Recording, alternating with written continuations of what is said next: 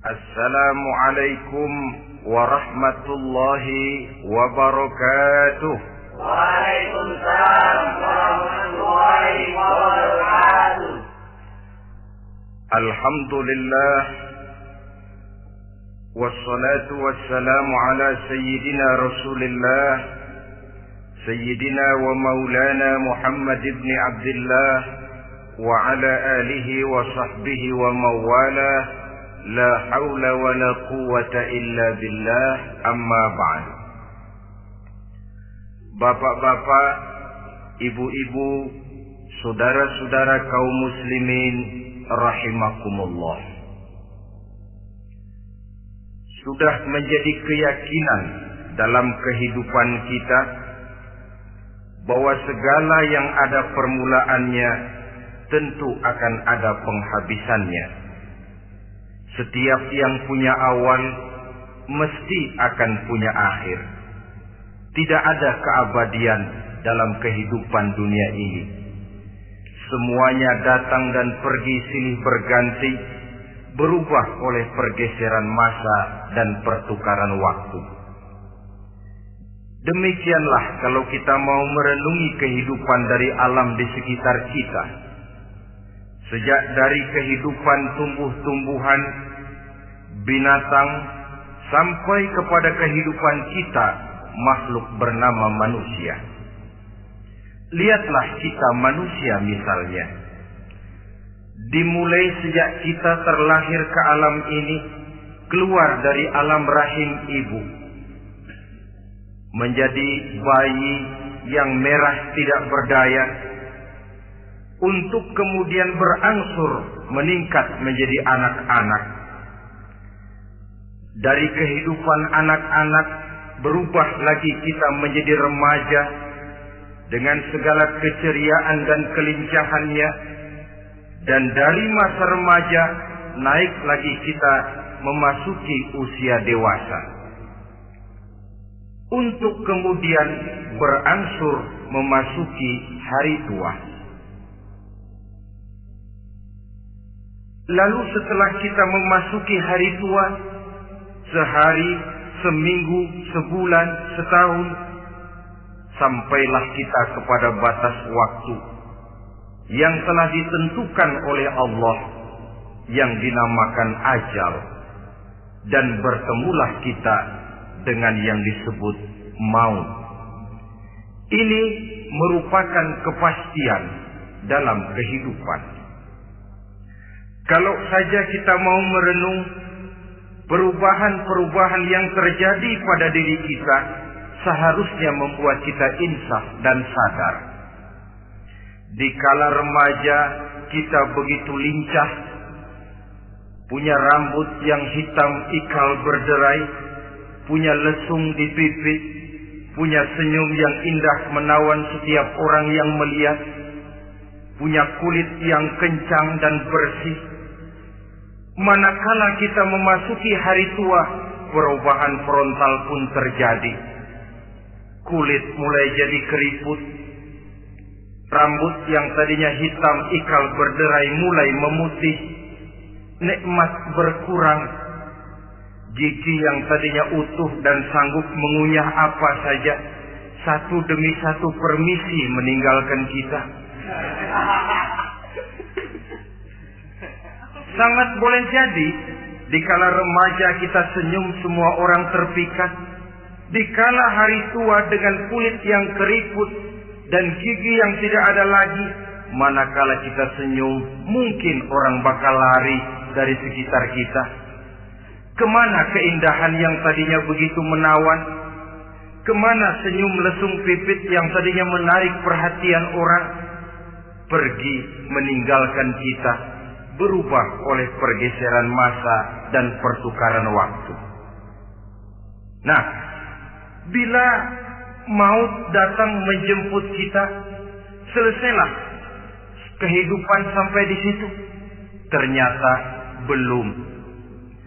Kalau lahir merupakan perpindahan hidup dari alam rahim ke alam dunia, maka mati hakikatnya merupakan perpindahan hidup dari alam dunia ini ke alam kehidupan yang berikutnya yang dinamakan dengan alam barzah. Andai kata hidup cuma sekali, secara moral kita sanggup berkata, alangkah tidak adilnya Tuhan. Kenapa? Dalam kehidupan ini kan aneka ragam terjadi. Ada orang yang zalim, ada orang yang dizalimi. Ada orang yang membunuh, ada orang yang terbunuh. Ada orang yang kaya, ada orang yang miskin.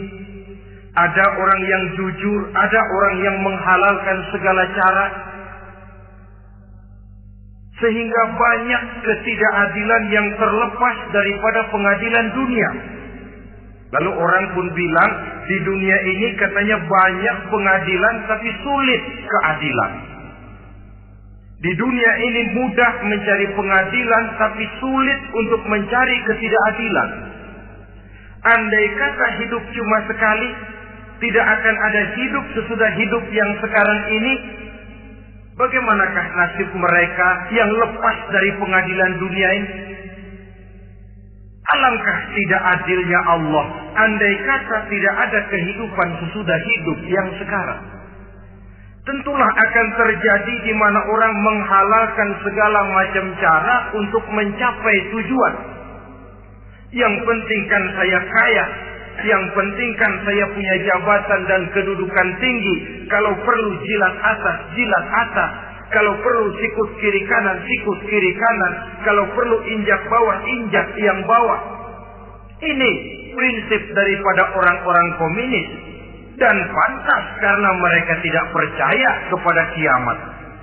Pantas karena mereka tidak percaya akan adanya kehidupan sesudah hidup yang sekarang ini. Maka saya menghimbau kepada seluruhnya, kita sudah kadung menyepakati negara ini berdasarkan Pancasila. Kita sudah kadung konsensus bahwa PKI dengan seluruh ajarannya tidak punya hak hidup di bumi Pancasila yang kita cintai ini. Maka salah satu ajaran PKI tujuan menghalalkan cara kita orang Indonesia yang berbudi pekerti luhur, yang punya nilai budaya tinggi, janganlah sampai mencaci PKI, membubarkan PKI, mengutukkan PKI, tapi dalam kehidupan sehari-hari prakteknya prinsip komunis kita pakai. Apa itu? Tujuan menghalalkan cara. Asal sudah tujuan tercapai, cara apapun saja halal. Itu pandangan hidup orang yang tidak percaya kepada adanya hari akhirat. Sebagai muslim yang yakin akhirat ada, kiamat pasti akan datang. Hidup tidak cuma sekali. Maka kalau kita zalim, kalau kita berbuat aniaya, kalau kita melakukan korupsi, kalau kita merugikan orang lain, boleh jadi kita terlepas daripada pengadilan dunia. Tapi ingatlah, kita tidak akan pernah lepas dari pengadilan Allah. Pengadilan Qadhi Rabbul Jalil, di mana kita akan diadili dengan seadil-adilnya. Dan tidak satu perbuatan yang bersifat salah, yang bagaimanapun kecilnya, yang akan lepas dari pengadilan di akhirat itu nanti. Pantas saja kalau satu hari malaikat Jibril datang menasihati Rasulullah sallallahu alaihi wasallam. Yang artinya juga menasihati kita semua. Apa kata malaikat Jibril kepada baginda Nabi? Ya Muhammad, ish ma syi'ta wa innaka mayyitun. Hai Muhammad, hiduplah semau kamu, tapi jangan lupa kamu pasti akan mati. Kalau memang dilarang tidak terlarang, dicegah tidak tercegah, kamu mau melaksanakan hidup menurut maumu sendiri, persilahkan, hiduplah menurut mau dan gayamu. Tapi jangan lupa, fa innaka mayyitun, satu saat kau pasti bakal mati. Dan mati itu bukan akhir dari segalanya. Dia babak baru bagi kehidupan selanjutnya. Silakan hidup menurut maumu, tapi jangan lupa kau pasti akan mati. Wa'mal ma syi'ta fa innaka majziyun bih. Kerjakan apa saja yang kamu mau. Kalau kau mau menghalalkan segala macam cara, persilahkan halalkan segala macam cara. Tapi jangan lupa kau akan mendapat balasan dari seluruh amal perbuatanmu. Wa ahbib ma syi'ta fa innaka mufariquhu. Dan cintailah apa saja yang mau kau cintai. Kau cintai anak istrimu, silahkan. Kau cintai harta bendamu, tafadhal. Kau cintai tanah airmu, kau cintai pangkat dan jabatanmu, persilahkan. Tapi jangan lupa, fa innaka mufariquhu. Kau pasti akan berpisah dan akan meninggalkan segala yang kau cintai itu. Apa artinya ini buat kita? Ternyata sesudah maut datang menjemput kita, ada kehidupan sesudah hidup yang sekarang ini. Ini yang mendorong kita untuk dalam kehidupan di dunia ini tidak melakukan prinsip saenake dhewe, semaunya sendiri saja, asal perut kenyang, asal pangkat tinggi, asal harta dapat. Masa bodoh dengan merugikan orang lain, masa bodoh dengan menipu orang lain. Iku jenenge saenake dhewe. Muslim tidak diajarkan. Ingat manusia, setelah kau mati, setelah kiamat datang, kau akan dibangkitkan, kau akan dimintakan pertanggungan jawab tentang kehidupan yang sekarang ini. Saudara hadirin, oleh sebab itu kalau kita bicara soal kiamat, soal akhirat, ini memang masalah yang gaib, yang sepenuhnya tidak bisa dicernakan dengan kemampuan penalaran intelektual. Dasar di dalam membicarakan ini tidak lain adalah iman kita kepada Allah Subhanahu wa ta'ala. Bukan cuma zaman sekarang, dari zamannya Nabi. Orang itu kalau sudah bicara kiamat, bicara akhirat, ada yang ragu-ragu, ada yang menolak sama sekali. Bukan dari zaman sekarang, dari zaman dulu. Pernah kok satu saat Rasulullah itu dakwah menceritakan, saudara-saudara, akan terjadi kiamat di mana Allah akan membangkitkan manusia dari kuburnya untuk memintakan pertanggungan jawab. Ini dalam dakwahnya Nabi pidato macam itu. Apa reaksi orang? Yang beriman ya mantap, tapi yang tidak beriman, bajingan-bajingan Quraisy ini, mereka bertepuk tangan, mengejek, mencaci. Malahan ini yang luar biasa, ada dua orang kafir namanya Ubay bin Ka'ab dan Al-As bin Wa'il. Mendengar pidato macam ini, mereka buru-buru pulang ke rumah. Ngapain? Ngambil pacul. Lalu berangkat nyari kuburan tua. Dia gali itu kuburan. Tulang-tulangnya diangkut, dibawa ke depan Nabi. Ya Muhammad, tulang-tulang yang udah hancur begini, siapa yang bisa ngidupin lagi? Yang macam-macam aja kamu Muhammad. Enggak rasional, enggak masuk akal. Allah menjawab. Apa kata Allah?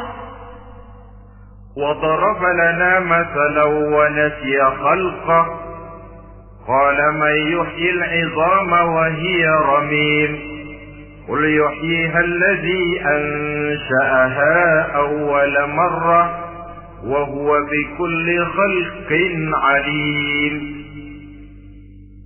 Mereka memberikan perumpamaan kepada kami, kata Allah. Mereka melupakan asal kejadiannya. Mereka bertanya, siapa yang sanggup menghidupkan tulang belulang yang sudah hancur kayak begini? Qul yuhyiha alladhi ansaaha awwala marrah. Katakan kepada mereka Muhammad, yang akan menghidupkannya adalah Dia yang telah menciptakannya pertama kali dulu.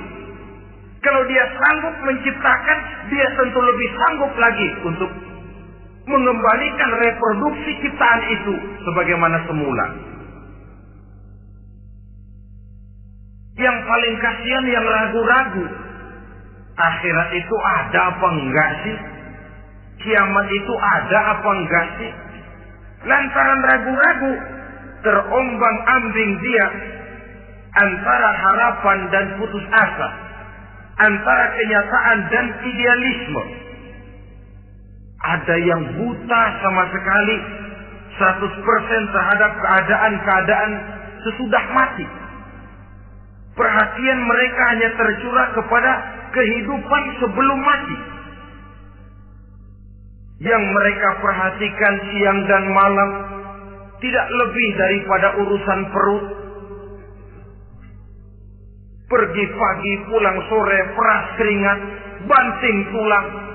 Cuma soal makan, soal minum, soal pakaian, soal kendaraan, soal rumah tangga, soal anak, soal istri. Yang mereka pentingkan hanya soal-soal politik misalnya, ekonomi, pembangunan dan industri. Untuk soal-soal kayak begitu, bias betul. Habis seluruh waktu untuk memikirkan, meningkatkan kebudayaan, politik, sosial, ekonomi. Kadang-kadang kurang tidur, kurang istirahat, berkeliaran ke sana kemari ke tempat yang jauh-jauh. Sampai kadang-kadang terkena stres, penyakit darah tinggi, ginjal, lever, untuk memikirkan hal-hal yang semata-mata karena dunia saja. Lantas boleh jadi mereka mendapatkan kekayaan yang berlimpah ruah, mendapatkan kedudukan yang tinggi, nama yang semerbak, dikenal orang di barat dan di timur, di utara dan di selatan. Tetapi alangkah kecewanya mereka jikalau datang ajal menjemput nyawa, mati mereka, meninggalkan harta yang banyak, nama yang masyhur. Mereka disebut dengan jasa-jasanya. Radio memberitakan, TV menyiarkan, koran-koran memuat. Bahkan nama mereka kadang-kadang dikenang 2-3 tahun setelah wafatnya. Tetapi dalam pada itu, roh mereka merintih, mengeluh, menderita, karena dilemparkan oleh Allah ke tempat-tempat yang kotor. Penyesalan yang sudah tidak akan ada gunanya lagi. Saudara-saudara kaum muslimin rahimakumullah. Oleh karena itu, kehidupan akhirat bukanlah dongeng dan takhayul, bukan khurafat dan khayalan. Kehidupan akhirat, hari kiamat adalah kebenaran dan kepastian. Dalam surah Al-Hajj ayat ke-7, Allah Subhanahu wa taala menyatakan, wa anna as-sa'ata atiyatun la raiba fiha wa anna Allah yab'atsu man fil qubur. Dan bahwasanya kiamat itu sesungguhnya adalah sesuatu yang pasti dan tidak ada keraguan-raguan lagi di dalamnya. Dan bahwasanya Allah sungguh-sungguh akan membangkitkan manusia dari kuburnya masing-masing.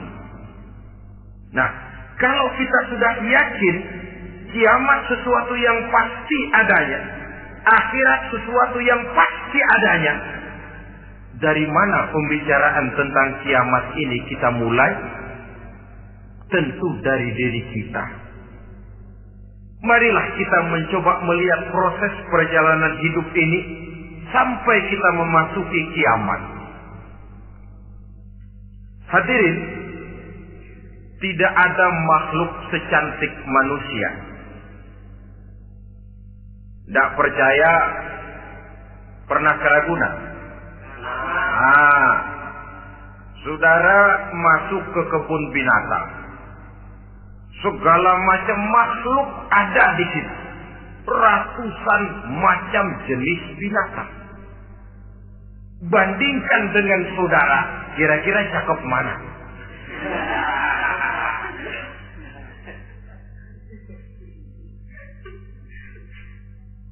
Dari seluruh makhluk yang diciptakan Allah itu, manusia fi ahsani taqwim, dalam bentuk yang paling sempurna, sejak susunan biologis sampai kemampuan berpikir. Biologis kita ya Allah, diciptakan kita begini rupa. Diberikan 2 kaki untuk berjalan, 2 tangan untuk bekerja.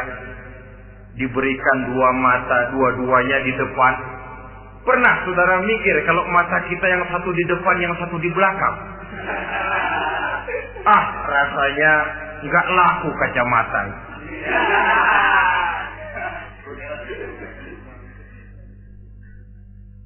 Diberikan hidung dengan 2 lubang. Tahu betul Allah ke bawah lagi lubangnya. Coba pikir kalau lubang hidung kita menghadap ke atas.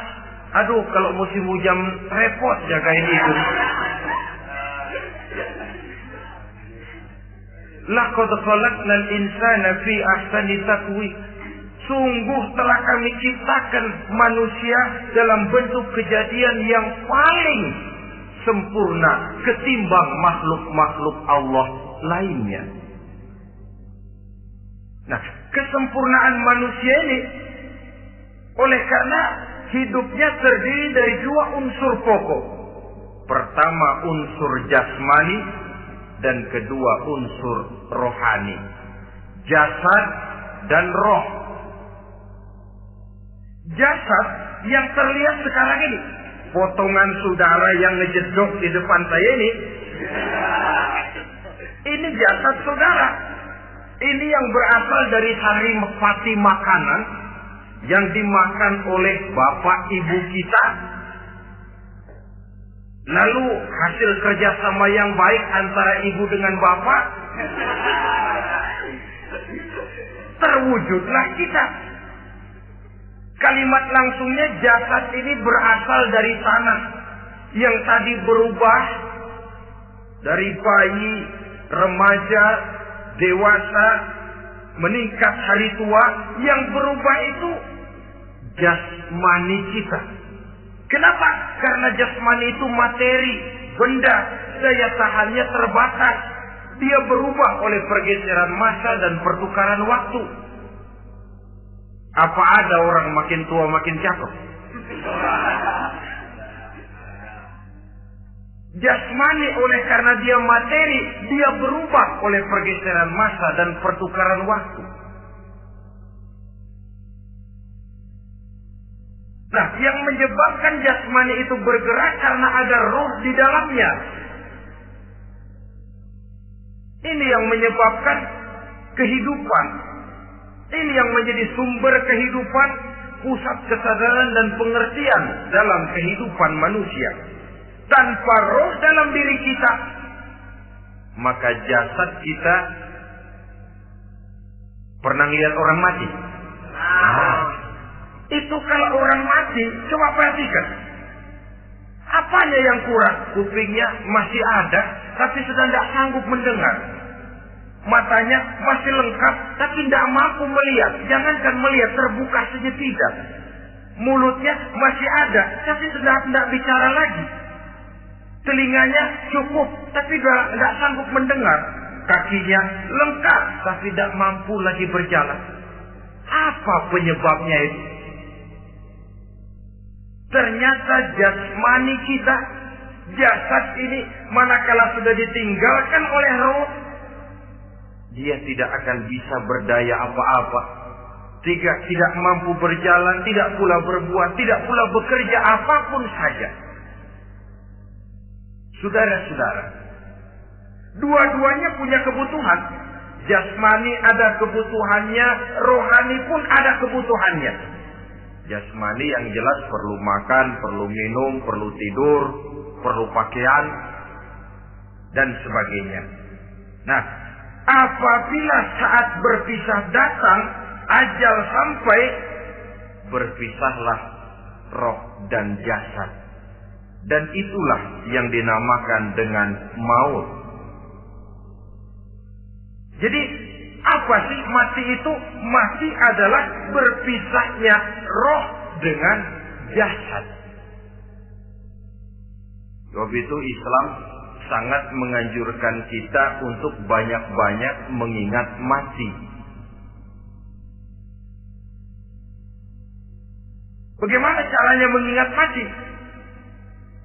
Pertama, mati itu kan pasti. Kira-kira yang hadir di sini ada yang nggak mati nggak kira-kira? Semuanya bakal mati kan? Berani? Sekarang mau? Saudara, sebenarnya kalau kita merenung lebih jauh, orang itu tidak perlu takut mati. Walaupun tidak boleh terlalu berani menghadapi mati.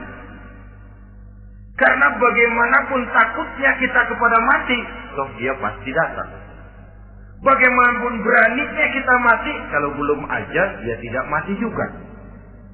Jadi Muslim itu kan harus berani menghadapi hidup dan tidak takut menghadapi mati. Mati adalah sesuatu yang pasti. Muslim dianjurkan banyak-banyak mengingat mati dalam kehidupan.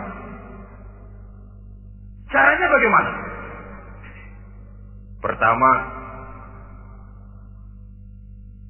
berziarah nengokin teman yang sakit. Ya? Suka nengokin teman yang sakit enggak? Oh, itu pahalanya kata Nabi. Menengok orang yang sedang sakit lebih afdol daripada sholat sunnah 1000 rakaat. Apa pernah saudara sembahyang sunnah sampai 1000 rakaat? Nengokin orang sakit pahalanya lebih afdol daripada itu. Kenapa menengoki orang sakit mengingatkan kita kepada mati? Iya ya, ini teman saya yang kemarin segar banget, bercanda sama saya, ketawa sama-sama, sekarang terbaring tidak berdaya, hilang kemampuannya, hilang keceriaannya, sakit. Iya kalau sembuh, kalau aja, iya sekarang giliran dia, kalau jatuh ke saya. Lalu menghibur teman dengan kata-kata yang enak, yang akan mendatangkan sugesti supaya dia cepat sembuh. Jangan nengokin orang sakit, jujur. Sakit apa lu? Perut. Emang teman gua kemarin sakit begini mati. Wah, itu orang bisa jadi shock lantaran etika kita tidak akan sampai ke sana.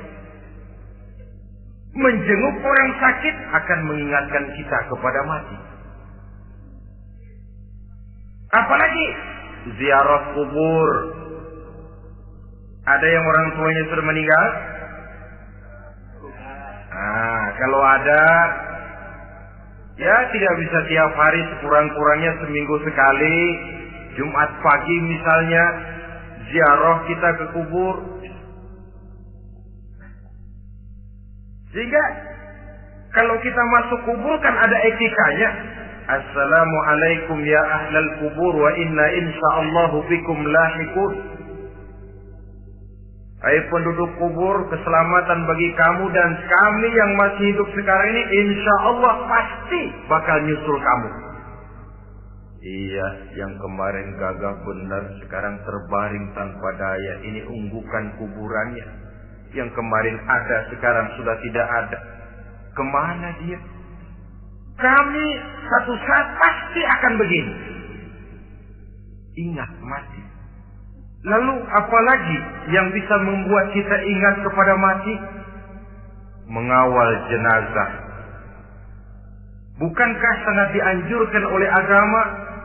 Bahkan kalau bisa sejak mengurusnya, memandikannya, mengkafankannya, menyolatkannya untuk kemudian mengantarnya ke kubur. Hari ini saya antar dia ke kubur, besok boleh jadi saya yang diantar orang. Hari ini saya solatkan dia, besok boleh jadi saya yang disolatkan orang. Hari ini saya masukkan dia ke liang lahat, besok mungkin giliran saya dimasukkan orang ke liang lahat. Ingat mati, tumbuh kesadaran. Lalu daya positifnya dalam kehidupan apa?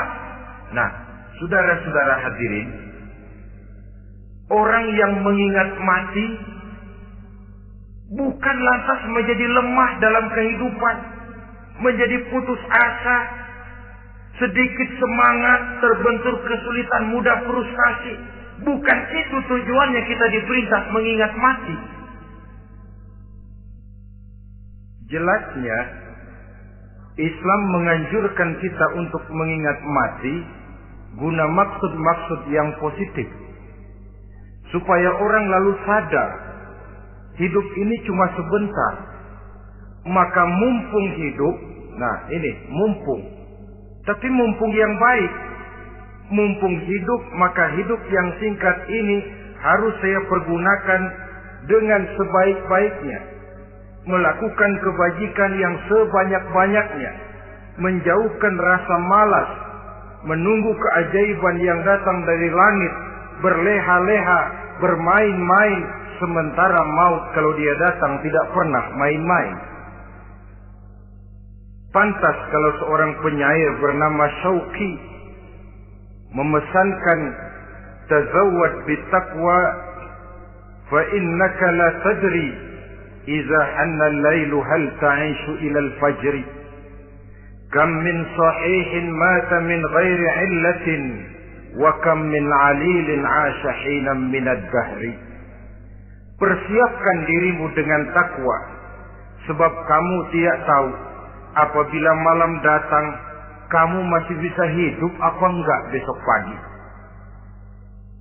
Apa ada jaminan saudara yang kumpul di depan saya malam ini besok masih bisa hidup? Tidak. Ada jaminan? Tidak ada sama sekali. Kam min sahihin mata min ghairi illatin. Berapa banyak orang sehat mati enggak pakai sakit lagi. Sebabnya kadang-kadang ringan saja. Ada yang cuma jatuh di kamar mandi, mati. Ada yang cuma ketiban pensil. Iya, kalau ketiban pensil 3 peti masa nggak mati. Ta'addadatil asbab wal maut wahid. Sebabnya boleh jadi macam-macam, tapi mati satu juga, yaitu mati. Dia seperti kelapa yang terlalu tua jatuh ke bawah, yang kembang baru keluar pun jatuh ke bawah. Itulah mati. Dia datang menjemput yang bayi, dia datang mengambil yang anak-anak, dia datang juga kepada yang remaja, kepada yang dewasa, kepada yang tua sekalipun. Jangan yang remaja lalu berpikir, gua rasanya masih jauh banget mau mati. Ini sesuatu yang pasti yang kita tidak pernah diberitahu kapannya. Kalau dikasih tahu kapannya kan kita bisa, umpama malaikat maut datang ke rumah saya, saudara Zainuddin kau mati 80 tahun lagi. Wah, saya kan berhitung, masih lama, poya-poya aja dulu Tapi ini tidak pernah diberitahu kepada kita. Lantaran tidak diberitahu itulah kita perlu bersiap-siap dengan selalu mengingat-ingat mati yang mendorong kita untuk berbuat positif. Satu contoh peringatan mati yang mendatangkan positif pada peristiwa ketika turun perintah hijrah. Ketika di Mekah sudah terpepet turun perintah hijrah.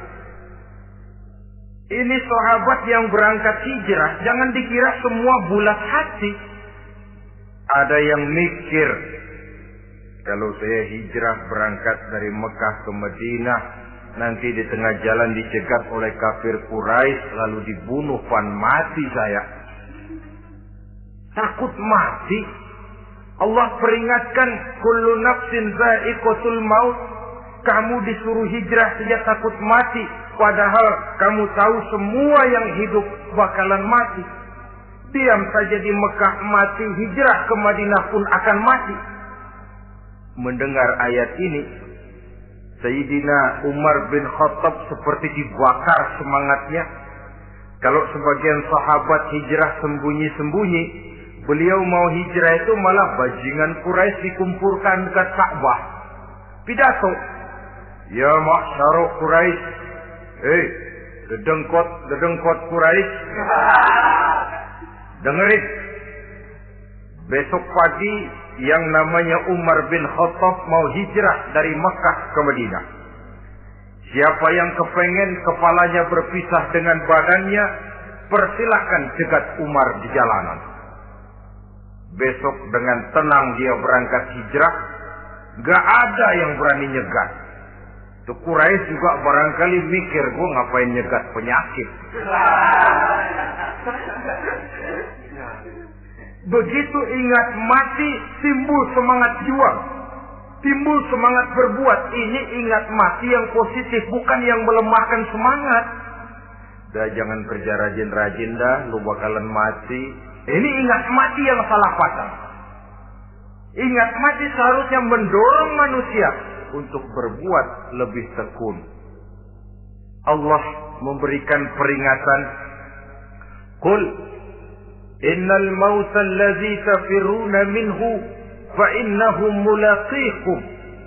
Katakan, maut yang kamu akan melarikan diri daripadanya, yang kamu takuti benar dia pasti akan datang menjemput kamu. Saudara-saudara hadirin yang saya hormati, datangnya memang tidak kita harapkan yang namanya maut. Tapi sekali dia datang, tidak ada pintu tempat kita lari. Dia memang tidak pernah kita undang. Tapi sekali dia datang, mengetok pintu, kekuatan apa yang bisa menolak? Dia sebuah tanda seru dalam kehidupan. Apa yang menyebabkan orang takut mati? Pertama barangkali karena dia tidak tahu bagaimana kehidupan sesudah mati. Alam kubur gelap, alam akhirat gelap.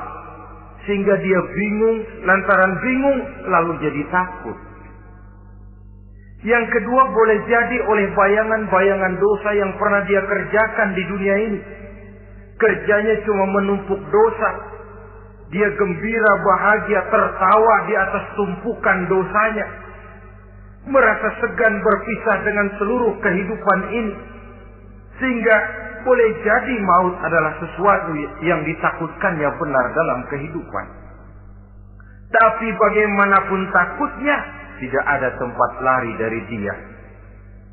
Dalam ayat lain Allah jelaskan, Aynama takunu yudrikumul mautu walau kuntum fi burujim musayyada. Di mana saja kamu berada, dalam benteng yang paling tangguh sekalipun, maut pasti akan datang menjemput kamu.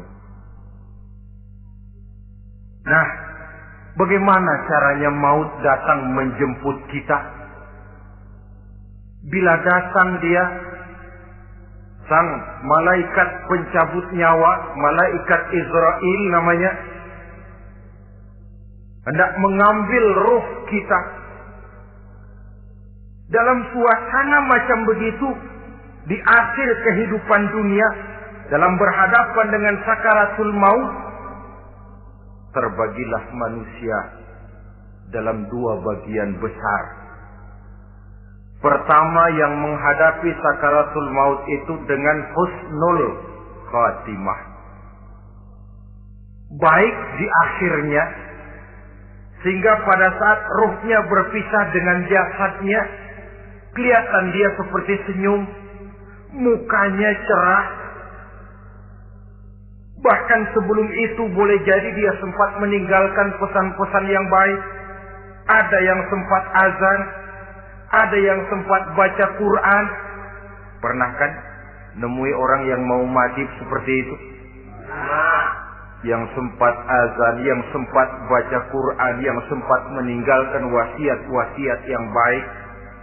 Sebab apa? Malaikat maut datang menjemput mereka juga dengan baik-baik. Dicabut ruhnya perlahan-lahan. Tapi sungguh pun perlahan-lahan. Pedihnya, sakitnya tetap tiada tara. Rasulullah Sallallahu Alaihi Wasallam, dikala beliau hendak berhadapan dengan sakaratul maut, diceritakan mencelupkan tangannya ke dalam gelas berisi air, lalu mengusapkannya ke muka beliau seraya berdoa, "Ya Allah, mudahkan saya dalam menghadapi sekarat ini." Beliau juga yang mengatakan bahwa sakitnya sakaratul maut sama dengan 300 kali bacokan pedang. Sehingga kita diajarkan doa, di antara doa selamat itu kan ada Allahumma hawwin alaina fi sakaratil. Ya Allah, mudahkan saya di dalam menghadapi sakaratul maut itu. Ketika ruh ini keluar dari jasad, mata masih mengikuti ruh itu. Jika kadang-kadang ada yang matanya terbelalak dan tidak sempat ditutup, terbuka terus, mengikuti ruh itu keluar dari jasadnya. Adapun golongan kedua, manusia yang ketika berhadapan dengan sakaratul maut mendapatkan su'ul khatimah, jelek di penghabisannya. Sekaratnya sudah setengah mati, lalu jelek juga di akhirnya, mati dalam keadaan yang tidak baik, tidak terpuji. Ada yang lagi megang kartu, mati. Ada yang lagi di tempat ngadu ayam, mati. Ada yang lagi di tempat pelacuran, mati. Ada yang lagi megang botol minuman keras, mati. Nih barangkali malaikat maut gemes banget nariknya, lu bajingan, lu tarik terus kan. Mati su'ul khatimah. Makanya bagus itu. Kadang-kadang di majelis-majelis taklim kan sering dibaca, Ya Allah biha, Ya Allah biha, Ya Allah bihusnil khatimah. Kan ada itu? Ada enggak? Saudara hadirin, mohon agar oleh Allah kita diberikan husnul khatimah, baik di saat ruh akan berpisah dengan jasad. Ini sesuatu yang pasti. Sang malaikat maut datang menjemput nyawa. Setelah ruh berpisah dari badan, maka tinggallah sang badan. Ditangisi oleh semua yang kita tinggalkan. Sehingga kepada putrinya Fatimah, ketika malaikat maut datang hendak menjemput baginda Nabi, beliau berkata kepada anaknya, Fatimah, kamu tahu siapa yang datang? Saya tidak tahu, Bapak. Yang datang hadimul lazat. Itu dia yang menghancurkan seluruh kesenangan dunia. Wa qati'us syahwat, yang memisahkan kita dengan seluruh yang kita cintai. Dia malaikat maut, Pak. Manakala jasad sudah ditinggalkan oleh ruh, itulah yang dikerubungi orang. Anak menangis, istri menangis, orang tua bersedih, teman-teman merasa kehilangan, menangisi jasad. Diuruslah jasad kita, dimandikan sebagaimana mestinya, dikafankan dengan kain putih 3 lembar, itu yang hendak kita bawa kembali ke tempat asal kita. Pakaian sutra, jas yang mereknya Switzerland wool, kain yang Samarinda, sepatu yang Belly atau Beltoni, jam tangan yang Rolex, kendaraan yang serba mewah. Tidak ada yang menyertai kita. Kain putih 3 lembar itu saja lagi. Demi setelah dikafankan, dibujurkan kita menghadap ke arah kiblat, orang banyak pun datang menyolatkan kita dengan 4 takbir, diiringi dengan doa. Lalu upacara pelepasan, berangkat kita meninggalkan anak, istri, suami, kampung halaman, tanah air, bahkan alam dunia ini. Selamat tinggal alam dan seluruh isinya. Tinggallah yang tinggal.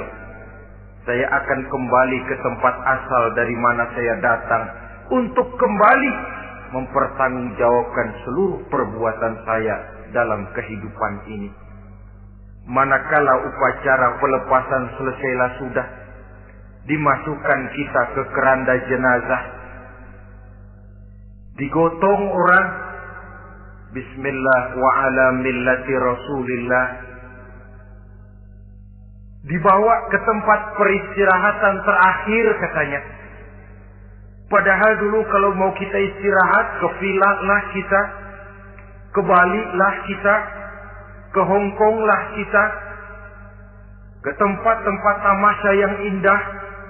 Oh, rupanya akan sampai juga perjalanan menuju tempat peristirahatan terakhir, yang luasnya tidak akan lebih dari 2 kali 1 meter.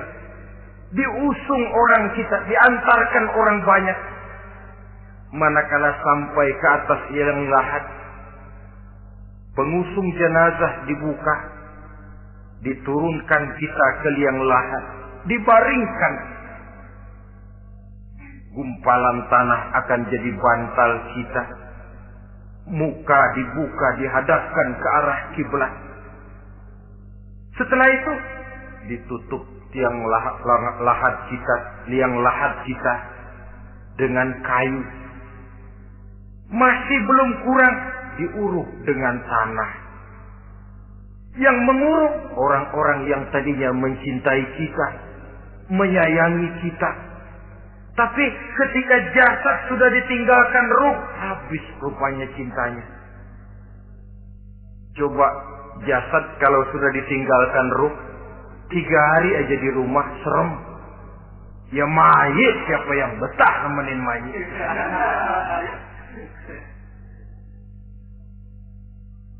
Lalu bila upacara pemakaman selesai, maka berusahalah semuanya. Para pengantar akan kembali ke rumahnya masing-masing.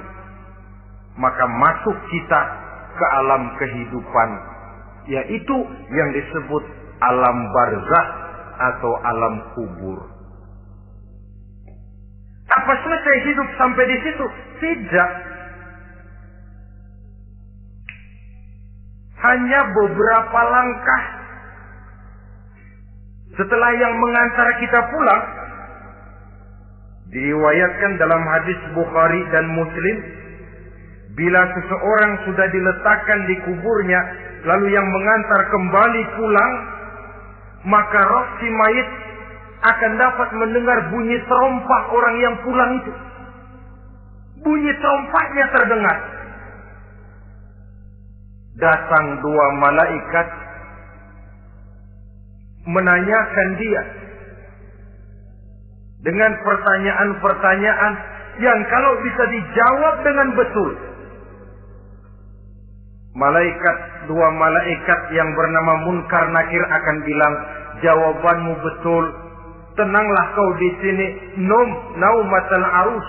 Tidurlah kau di sini seperti tidurnya pengantin. Orang yang baik-baik di alam kuburnya akan mendapat nikmat kubur. Sehingga masa penantian yang lama, sebab jangan lupa, kita masuk ke kubur itu kan menunggu sampai datangnya hari kiamat. Jadi kalau kiamat umpama masih 1000 tahun lagi, ya 1000 tahun kita menunggu. Orang yang baik-baik, penantian di alam kubur, kata malaikat, naumatal arus, tidurlah kamu seperti tidurnya pengantin. Bagaimana sih tidurnya pengantin? Enggak berasa. Iya, kata anak sekarang, endah aja. Begitu melusin pagi, kata lakinya, malam sebentar bener ya Neng. Sebentar betul katanya malam. Ya tentu saja tidak terasa. Kenapa? Dia tidak pernah memikirkan waktu. Terbawa oleh kenikmatan dan kelezatan yang dirasakannya dalam kehidupan. Tapi orang kafir, orang yang dosanya bertumpuk, tidak sanggup menjawab pertanyaan 2 orang malaikat, maka dia akan mendapat azab di alam kuburnya terus menerus siang dan malam sampai datangnya hari kiamat. Ibarat maling ayam ketangkep, belum masuk pengadilan udah dikebukin duluan. Kan begitu kan? Ada maling ayam nggak di sini? Nah, itu yang nyaut tadi pengalaman itu. Di sidang belum divonis, belum digebukin babak belur. Saudara hadirin, maka alam kubur bisa merupakan raudhatun min riyadil jannah. Taman di antara taman-taman surga pun juga bisa merupakan hufratun min hufarin niran, menjadi liang daripada neraka. Ada lagi riwayat yang dari Imam Muslim yang diperoleh dari Zaid bin Sabit. Zaid bin Sabit cerita, satu hari kami bersama Rasulullah sallallahu alaihi wasallam berada dalam kebun kepunyaan Bani Najjar. Rasulullah sedang duduk di atas keledai. Tiba-tiba entah bagaimana itu keledai terkejut, kaget, berontak, hampir Rasulullah jatuh. Rasulullah kemudian bertanya, rupanya di kebun itu ada kuburan tua, 5 atau 4 kuburan. Rasulullah lalu bertanya, saudara-saudara, ada yang tahu nggak ini kuburan siapa? Nggak ada ya Rasulullah. Memang kenapa? Ini penghuni kuburnya lagi disiksa oleh Allah. Andai kata boleh saya mohon kepada Allah supaya kamu dengar seperti yang saya dengar, andai kata saja kamu kuat mendengarnya, saya pasti akan berdoa. Tapi sayang, saya yakin kamu pasti tidak akan kuat mendengar mereka mendapat azab di kuburnya. Hadis sahih riwayat Imam Muslim dari Zaid bin Sabit. Kehidupan di alam barzakh. Pak, iya kalau yang matinya dikuburin. Lah kalau yang matinya diceburin ke laut, dibakar, di medan perang hilang gak ketahuan kemana jenazahnya. Saudara, hilang kek, dikubur kek, di dalam lautan direndam kek, itu kan cuma logika kita. Menurut Allah tidak ada perbedaan orang mati dikubur di dasar lautan atau dibakar sampai jadi abu atau gugur di medan perang tidak ketemu jenazahnya. Entah mereka tetap masuk ke alam barzakh namanya. Jasad boleh hancur, tapi roh sebagai sumber kehidupan, pusat kesadaran dan pengertian, dia tetap ada, mengalami kebahagiaan dan kegembiraan atau mengalami kepedihan dan penderitaan, bergantung kepada amalan yang kita lakukan dalam kehidupan di dunia ini. Maka dalam Yasin tadi kan jelas, qul yuhyiha alladzi ansha'aha awwala marrah, yang menghidupkan mereka yang dikubur di dasar lautan, mereka yang dibakar sampai jadi abu, yang akan menghidupkan ialah Allah yang menciptakan mereka dulu pertama kalinya. Jadi kalau sudah ada aslinya, ya tentu tidak perlu contoh lagi, akan sangat mudah membuatnya. Orang tua kita, keluarga kita yang sudah berpulang, mereka di alam barzakh sekarang ini bisa mendapat nikmat kubur, bisa mendapat azab kubur. Bergantung amalan mereka dalam kehidupan di dunia ini. Dalam Musnad Imam Ahmad dan Sahih Abi Hatim malah ada tambahan riwayat. Orang yang banyak kebajikannya di dunia, amalannya akan datang menemani dia. Sholatnya dekat kepalanya, puasa sebelah kanan, zakat sebelah kiri. Menghibur dia. Malahan dikatakan berbentuk orang yang cantik menemani dia di alam kuburnya. Aneh dia tanya, man anta lam ara fid dunya ajmal minka. Siapa kamu? Di dunia ini belum pernah saya melihat orang secantik kamu. Dia jawab, ana amaluka sholeh. Saya adalah amalmu yang soleh yang kau kerjakan waktu di dunia. Saya sekarang diperintahkan untuk menemani kamu di sini. Alhamdulillah. Sedangkan amalnya yang jahat akan datang dalam bentuk yang menyeramkan menemani dia di sana. Bayangin deh, di kuburan ditemenin yang serem-serem. Sama juga di dunia. Di dunia, kalau kita di tempat gelap ditemenin orang cakep, enak nggak? Wah, pengalaman. Tapi coba bayangin, sudah tempatnya gelap, yang nemenin jelek nggak ketulungan, gerah kita. Nah, saudara hadirin yang saya hormati, lalu bagaimana tempat arwah-arwah yang sudah kembali menghadap Allah yang disebut mustaqarrul arwah itu? Macam-macam tingkatannya sesuai dengan profesi dan amalannya waktu di dunia. Ada roh-roh itu yang setelah pisah dengan jasad, artinya mati, ditempatkan di tempat yang disebut a'la iliyin, tempat yang tertinggi. Siapa ini? Arwahnya para nabi dan para rasul. Ini fi a'la iliyin, di tempat yang tertinggi. Arwahnya para nabi, arwahnya para rasul. Dan karena kita bukan nabi, bukan rasul, ya jangan mimpi dapat tempat fi a'la iliyin, kecuali kalau Allah menghendaki. Itu hak prerogatif Allah. Tapi kan tidak adil kalau Allah melakukan itu. Ini kelompok roh-roh yang masuk golongan fifth. Wah, the first class. Para nabi, para rasul. Lalu ada pula roh-roh itu yang setelah pisah dengan jasadnya diumpamakan seperti burung-burung hijau yang berterbangan di perkebun-kebunan surga. Roh siapa mereka ini? Rohnya para syuhada, orang-orang yang mati syahid gugur membela agama. Nah, ini bedanya orang mati syahid dengan pahlawan, ya. Apa bedanya syuhada dengan pahlawan? Kalau syuhada, orang yang gugur membela agama, niatnya karena Allah, mati syahid. Kalau pahlawan, orang yang gugur membela negara, orang yang dianggap berjasa kepada pemerintah. Klimaksnya, kalau orang mati syahid, jelas surga. Tapi pahlawan, belum tentu surga. Kenapa?